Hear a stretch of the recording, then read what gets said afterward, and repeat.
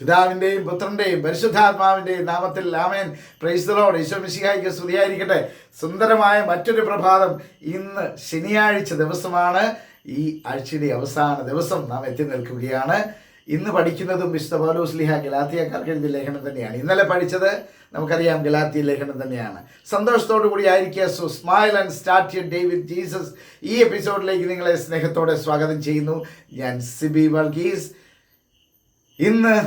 ഇന്നലെ പഠിച്ച വചനം വിശുദ്ധ പൗലോസ് ഗലാത്യക്കാർക്ക് എഴുതിയ ലേഖനം 5-ാം അധ്യായം 16-ാമത്തെ വചനം.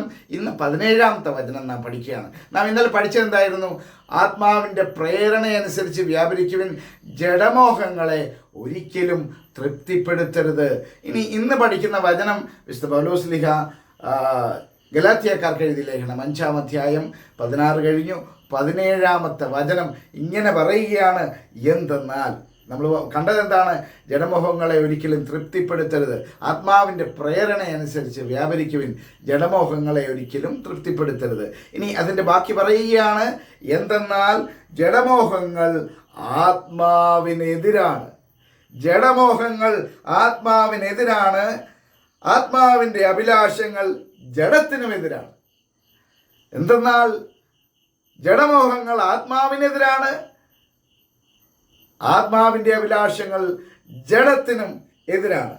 അവ പരസ്പരം എതിർക്കുന്നത് നിമിത്തം ആഗ്രഹിക്കുന്നത് പ്രവർത്തിക്കാൻ നിങ്ങൾക്ക് സാധിക്കാതെ വരുന്നു.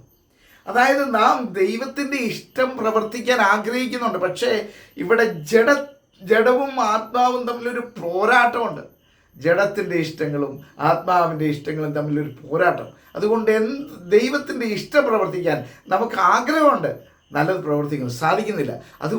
അതുകൊണ്ടാണ് ആദ്യം നമ്മൾ പറഞ്ഞത്, ജഡമോഹങ്ങളെ തൃപ്തിപ്പെടുത്താൻ നാം ശ്രമിക്കരുത്. അത് വലിയ വിനയാണ്.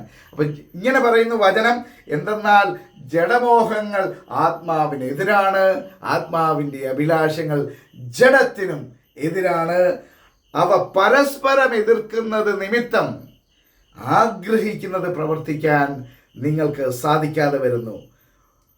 What the flesh desires is opposed to the spirit, and what the spirit desires is opposed to the flesh. For these are opposed to each other to prevent you from doing what you want.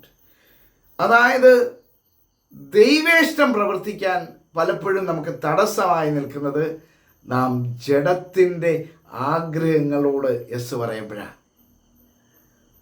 ജഡത്തിൻ്റെ മോഹങ്ങളോട് yes പറയുമ്പോഴാണ്. ദൈവത്തോട് ഒരു yes പറയാൻ, നമ്മൾ ആദ്യം പറഞ്ഞതുപോലെ ദൈവത്തോട് yes പറയാൻ, ആത്മാവിനോട് യെസ് പറയാൻ നമുക്ക് സാധിച്ചാൽ നമുക്ക് പരിശുദ്ധാത്മാവിൻ്റെ പ്രേരണയനുസരിച്ച് വ്യാപരിക്കാനായിട്ട് സാധിക്കും. ഈ ദിവസം തൊട്ട് നമുക്ക് അതിനുവേണ്ടി ആഗ്രഹിക്കാം. പരിശുദ്ധാത്മാവ് നമ്മെ നയിക്കട്ടെ. ദൈവം കൂടെ ഉണ്ടെങ്കിൽ എന്താ സാധിക്കാത്തത്? ആഗ്രഹിച്ചാലോ?